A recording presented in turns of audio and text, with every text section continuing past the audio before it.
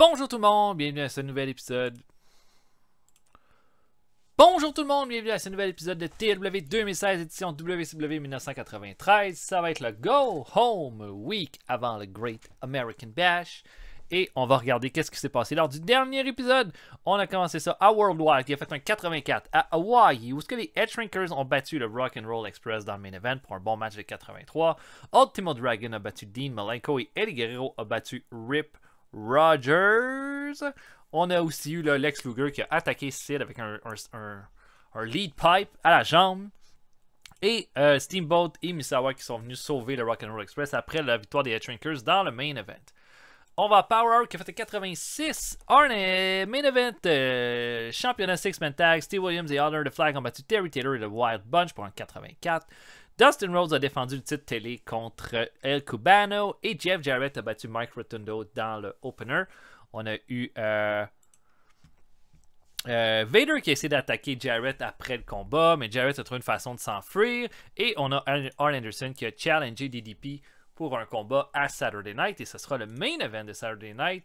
Malheureusement, notre Saturday Night a la moins bonne note de notre show de la semaine.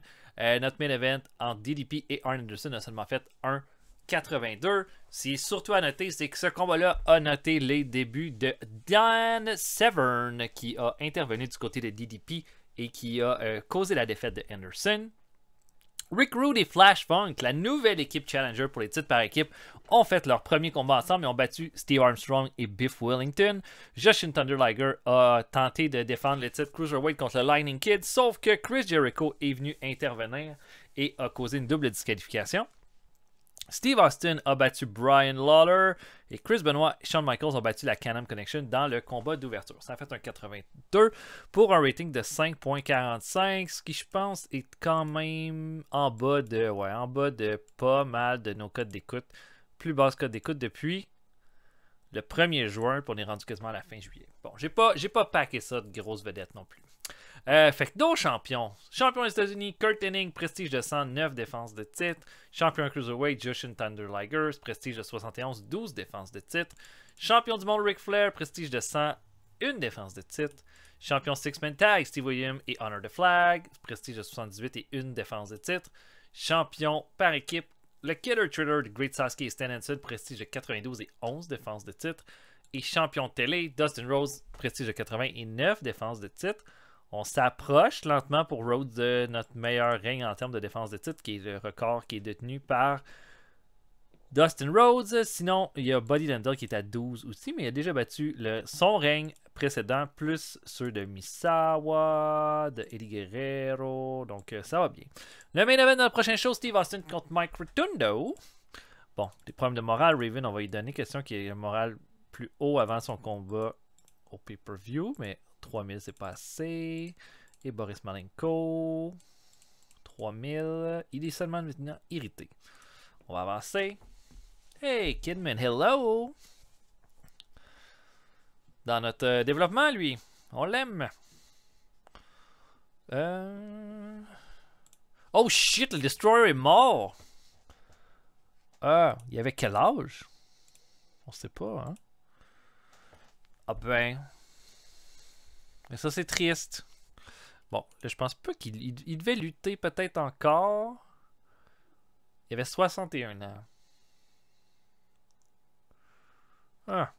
Qui est dans notre partie de Big Time Wrestling Detroit. Puis là, il meurt dans notre game, là. C'est vraiment triste. Oh, Tommy Rich a un storyline à la GXWF.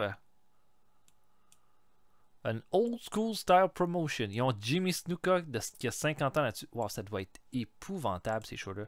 Montrez-moi ça, s'il vous plaît. 48. Tommy Rich est comme le champion là-bas. Et lui, on l'avait, Tommy Rich, au début de cette game-là, si vous vous rappelez. Bill Irwin, qu'on avait aussi dans notre game de WCW. Y a-tu d'autres? Ça a l'air que Tommy Rich c'est comme The Man là. Il affronte toujours Rocking Rebel ou Moondog Kujo. Ok. Point 42 pour notre autre show. Ace Darling est revenu à 100%, ça c'est le fun. Donc on va avancer encore. Rien de spécial ici. World Wild ce soir.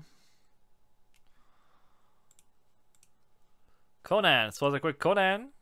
Oh, il a fait se battre avec un fan?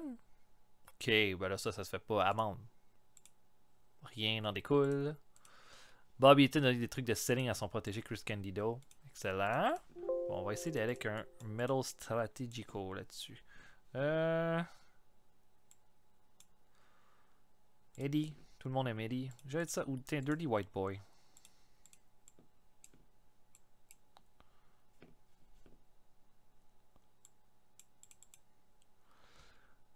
Dirty White Boy et Nick Patrick.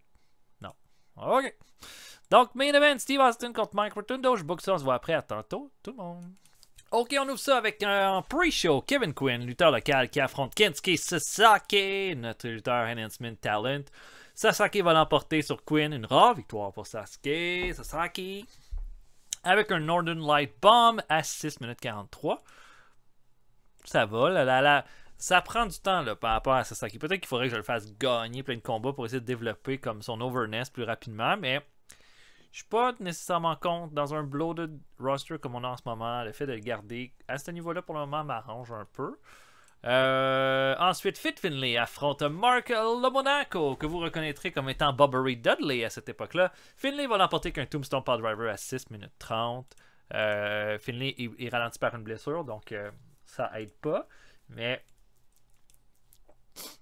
c'est un bon petit résultat de 58 là-dessus. C'est bon. Van Hammer affronte le Dirty White Boy. Ensuite, le Dirty White Boy va faire un Brainbuster à Van Hammer à 7 minutes 37. Van Hammer qui est un projet là, qui pourrait devenir intéressant éventuellement. On va voir. Et dernier combat de pre-show, la Parka affronte Horace Boulder. 1,64. Ils se sont déjà affrontés. Ça donne pas des mauvais combats en pre-show. Et la Parka va l'emporter qu'un Ninzagiri à 8 minutes 53. Horace Boulder va améliorer son performance skill. Ces combats-là sont bons pour lui. On ouvre le show officiellement. Alors que Roddy Piper est arrivé au ring là, pour son combat contre Bob Holly, qui lui aussi dans le ring. Il coupe avant le combat pour dire: je veux juste te dire que je vais garder un bon regard sur toi, Roddy Piper, parce que tu penses que t'as manqué de respect à mes Blue Bloods depuis un mois. Puis là, je suis venu juste pour regarder qui est-ce que je vais affronter à la fin de la semaine. Qui est-ce que je vais détruire à la fin de la semaine. Puis qui est-ce que je vais apprendre. C'est quoi le mot respect? Et le pouf, 94. Comme Regal est rendu une bombe au micro. Là, comme, il est rendu tellement bon. Définitivement, ready for more, comme on dit. Mais ça augmente la rivalité puis tout ça. Et Roddy Piper va affronter Bob Holly dans un combat relativement court. Piper va l'emporter à 11 minutes 17 avec un sleeper hold. Belle performance de 88 dans son cas. Un match de 82, ce qui est bon. Puis il va être surtout très bon pour Bob Holly. Et là, après le combat, Regal fait ses faces là, comme à Roddy Piper qui lui dit: viens dans le ring, je t'attends. Et il ne se passe rien d'autre. Mais 82, c'est bon. Ensuite, combat par équipe, la Can-Am Connection affronte les Head Shrinkers. Ça, c'est un combat classique par équipe qu'on a eu quelques fois dans cette partie-là. Les Head Shrinkers vont l'emporter à 12 minutes 36 quand ils vont faire un double diving headbutt sur Phil LaFon. Différence de 89 pour Fatou. C'est quand même énorme, ça. 84 pour Samu. C'est bon. Les Head Shrinkers sont encore bons. Fatou améliore sa technique. C'est bon, là. Vraiment, vraiment très, très bien. Ensuite de ça, Steve Austin se dirige vers son main event pour contre Mike Rotundo. Kurt Hennig l'attend dans un coin pour lui dire tu penses que tu es prêt? Hein? Steve Austin lui dit ben on va le savoir dimanche. Il dit si tu n'es pas certain que tu es prêt, c'est que tu n'es pas prêt à m'affronter. Puis Kurt Hennig s'en va. Et ça se termine là-dessus. 100. Tout. Ouais, Kurt Hennig, c'est la notre star en ce moment, définitivement. Et le match fait un 74 seulement entre les deux lutteurs. 114, je pense que c'est ça qu'il avait fait la dernière fois qu'il s'était affronté il n'y a pas si longtemps. Austin fait un stun gun à 16 minutes 2, l'emporte, performance de 83-69 pour Rotundo. Et on termine le show là-dessus. Bob Holly a été surutilisé. Mais un show de 80, ça me va. Ça me va bien.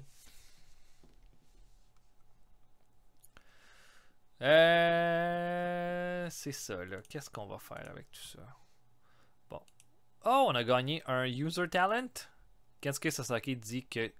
Jody Hatton dit que Kensuke Sasaki va être une star. Bon, on va regarder pour notre point.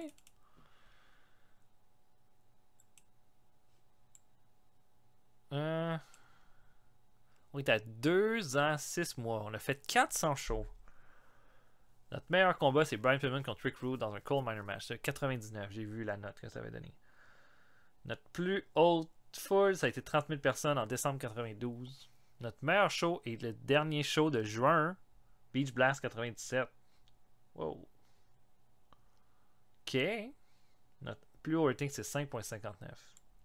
Puis 0.41, c'est notre plus gros buy rate qui était en mai avec Slambury. Fait qu'on est vraiment rendu à notre plus top, là. OK. Qu'est-ce que je vais augmenter? Tiens, je pense la créativité. Créativité. Tiens. Pour les changements, les turns, ces affaires-là, j'aime mieux avoir ça quand même assez haut.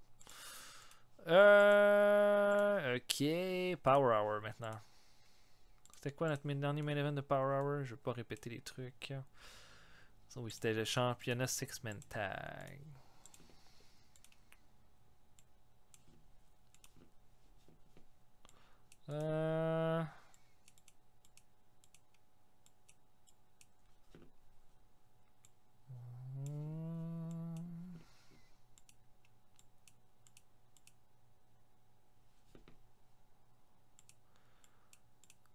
C'est ça qu'Eddie mette un lutteur over. Tiens, Eddie contre Diamond de Dallas Page. Qu'est-ce que je suis en train de dire là? On va mettre Diamond de Dallas Page. Ça n'a pas été un gros main event contre Arn Anderson. Peut-être que contre Eddie, ça va mieux sortir. OK, incident. OK, Lex Luger. Il est arrivé en retard. OK. Très en retard. Bon, on va donner un avertissement. Rien n'en résulte. Bon, Paulie d'Injustice arrête pas de parler combien il fait de l'argent. Comment qu'on deal avec ça. On va lui faire un petit tape sur le... C'était pas digne que je pète les plombs pour ça. Il améliore son attitude de la façon que j'ai mis. Paulie d'Injustice les compteurs. OK.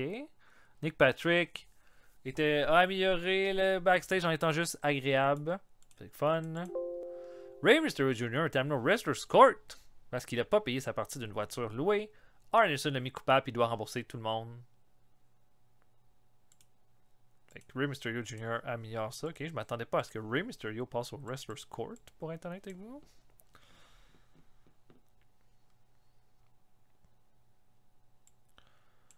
Ok. Bon. Mettons Bret Hart. Je vais essayer d'y aller avec un autre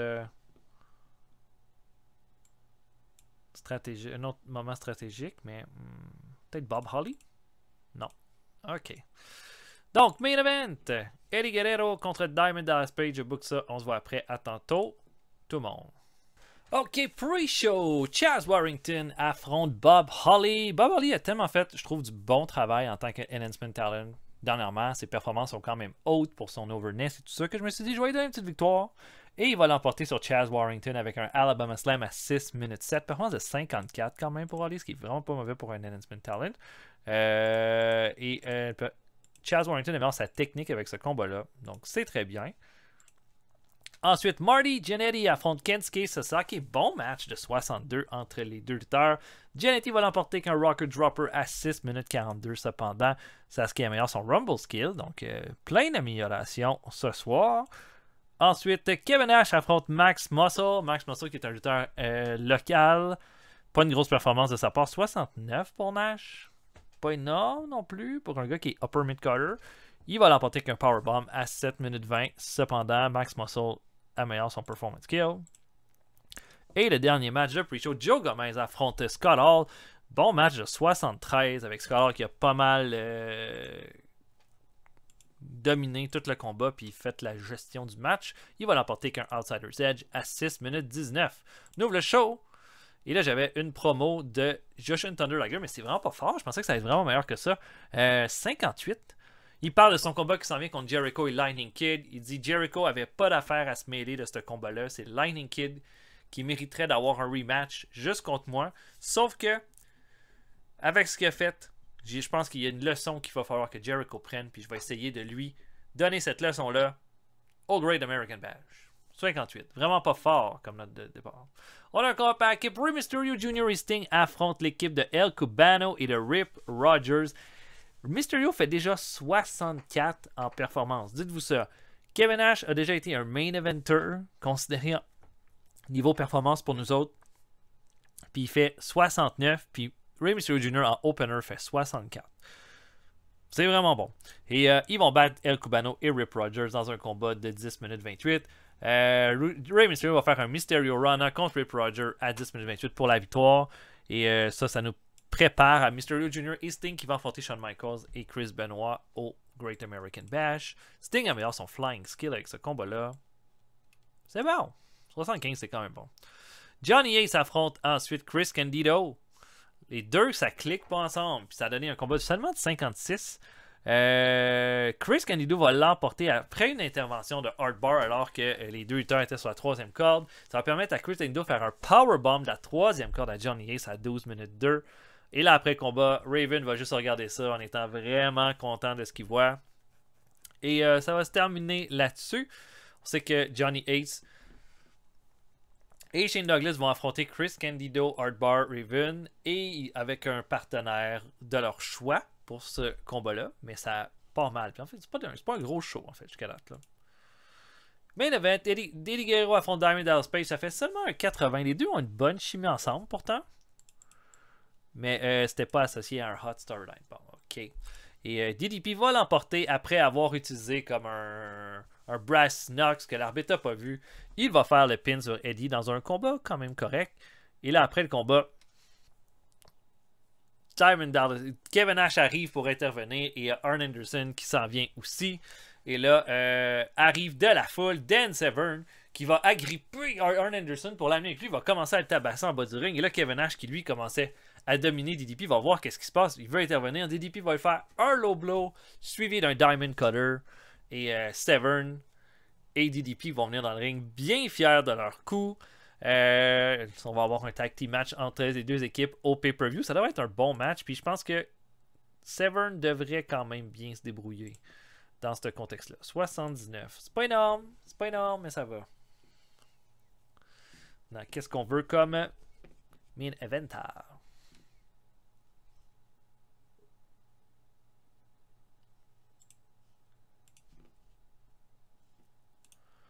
Ok, pas d'opinion. Cubano a besoin d'un break.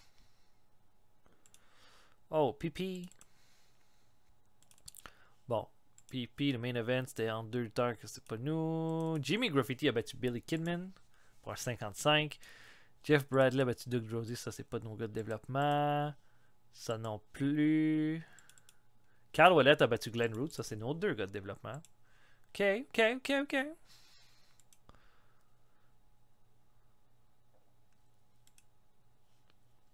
Ivan Koloff a été mis au WCW Hall of Fame. Are you? C'est pas moi qui décide qui je mets dans mon Hall of Fame? Eh ben. What the hell? Ben, coudonc. On met des gars dans mon Hall of Fame, mais c'est pas moi qui décide? Qu'est-ce que c'est que cette histoire-là? On a déjà Dusty Rhodes, Gene Anderson, Ivan Koloff, Wahoo McDaniels. Ok.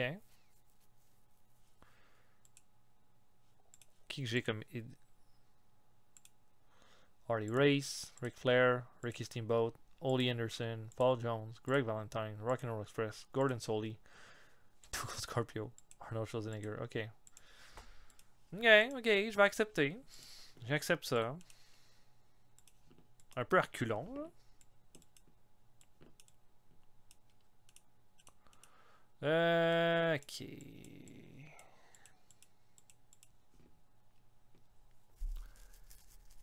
que je serais déjà... Non, je peux pas faire ça. Quoi que je pourrais avoir le Patriot contre Ric Flair? Peut-être.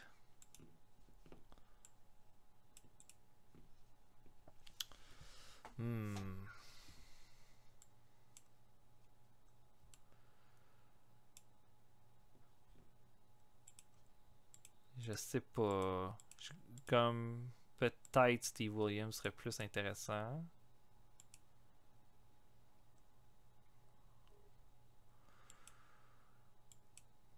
Ok, j'essaie quelque chose. Sid Vicious. Lord Steven Regal en main event de Saturday Night. Ok. On va voir ce que ça va donner. Superstars. Le Million Dollar Man a battu Randy Savage pour un 97. Pas mal bon. Rick Martel a fait un no contest avec Tugboat. Puis c'est tout. Le reste, c'est des segments. Le Mighty Inouye qui reçoit des c'est bon, ça. Signez-le, Mighty Inouye. Ah, Tony Schiavone, Best Announcer in Wrestling. Quand même.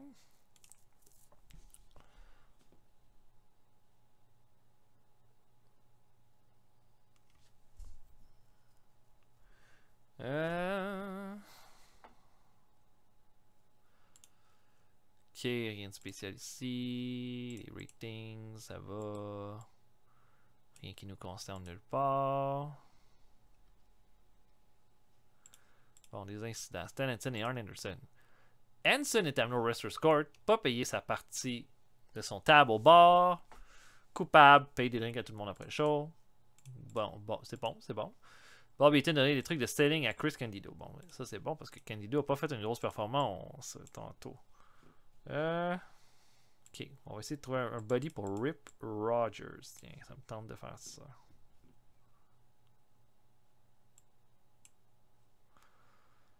On va dire un gars comme Scott Steiner.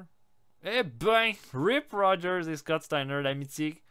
L'amitié que vous saviez pas que vous vouliez avoir. Mais quand même, il était ami avec Brian Armstrong, Eddie Guerrero, Scott Steiner, le Eagle. Comme Rip Rogers a des amis, pas mal d'amis dans notre roster. Puis tu sais, comme rien me dit, je pense que ça doit être une bonne. C'est ça, c'est une influence positive. Ok. Bon, je book Main Event Sid Vicious contre Lord Steven Regal. Je book ça, on se voit après. À tantôt, tout le monde. Ok, on commence ça. Pre-show. Steve Reed, lutteur local, affronte Awesome Kong. Awesome Kong va l'emporter qu'un Kong Splash à 9,32. On attend toujours que son partenaire arrive dans notre roster ou soit prêt. Là.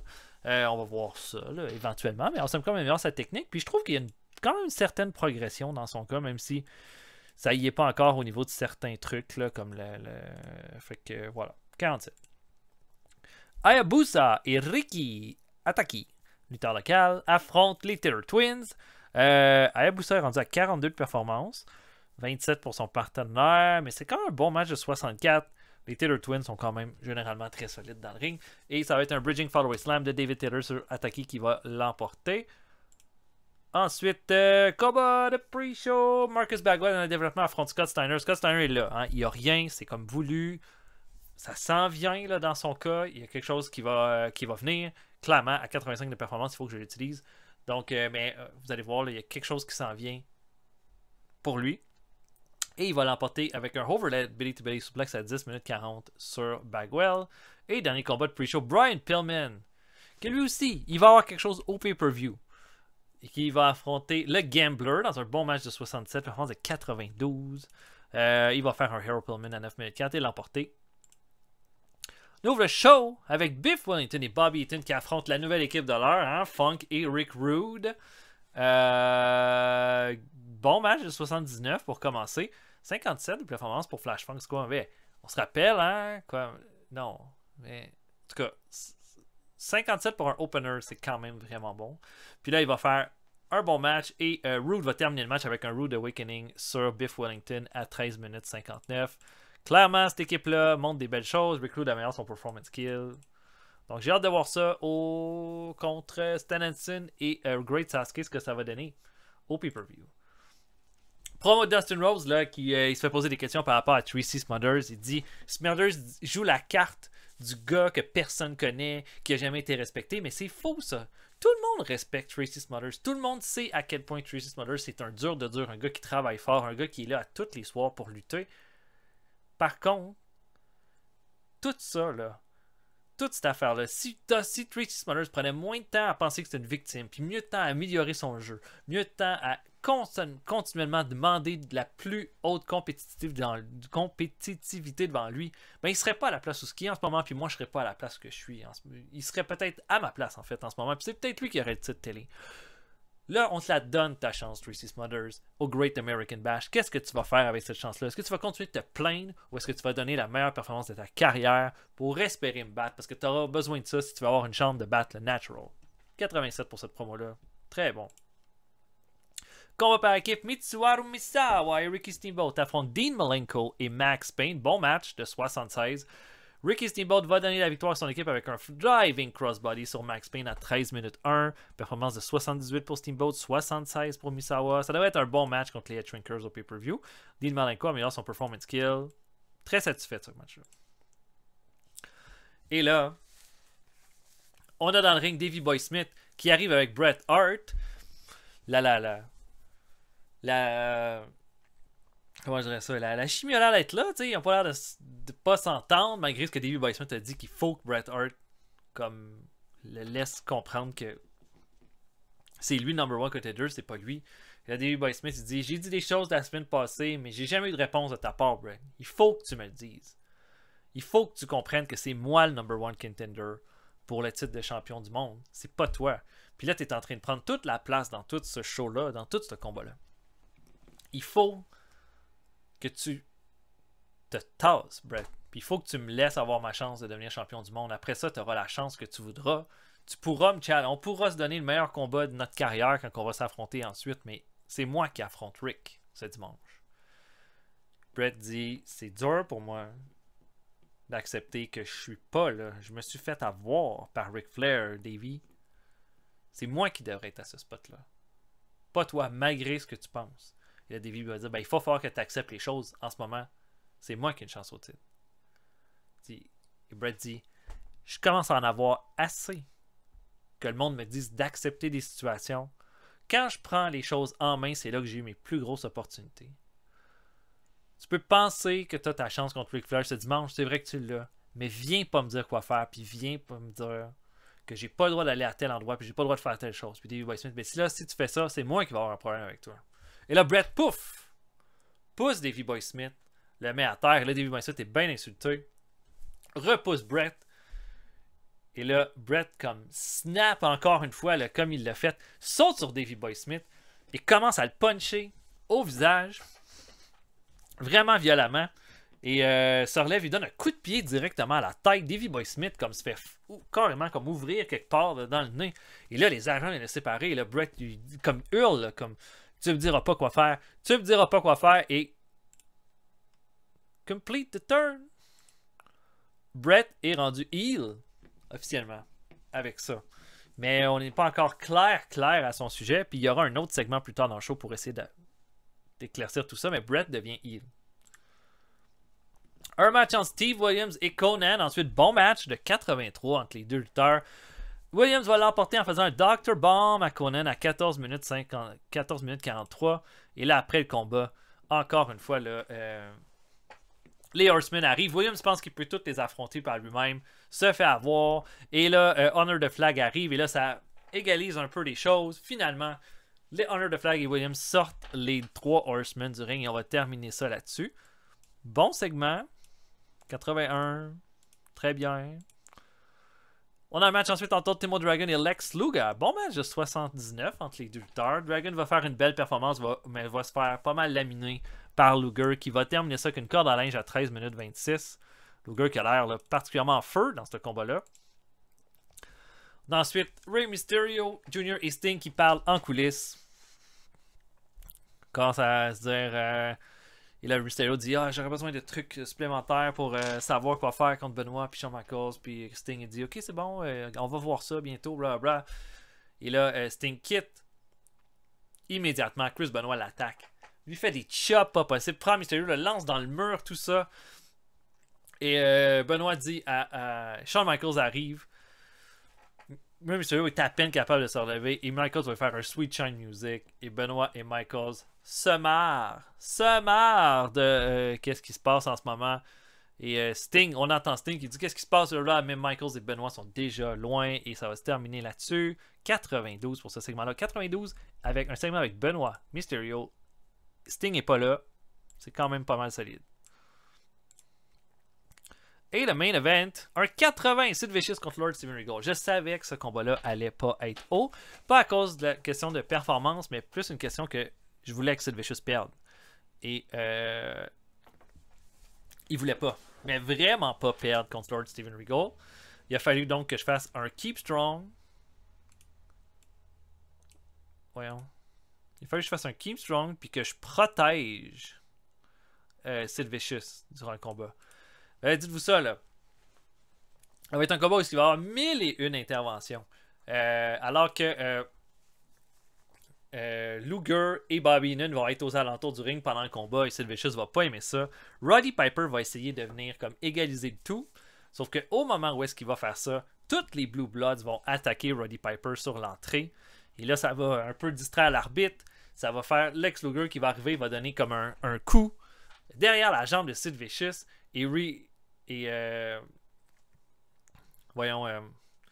Bobby Heenan va pousser comme une chaise au visage de Lord Steven Regal qui va donner un cheer shot au visage de Sid Vicious et va l'enfermer dans le Regal Stretch. Vicious a juste perdu connaissance. Il est même pas out.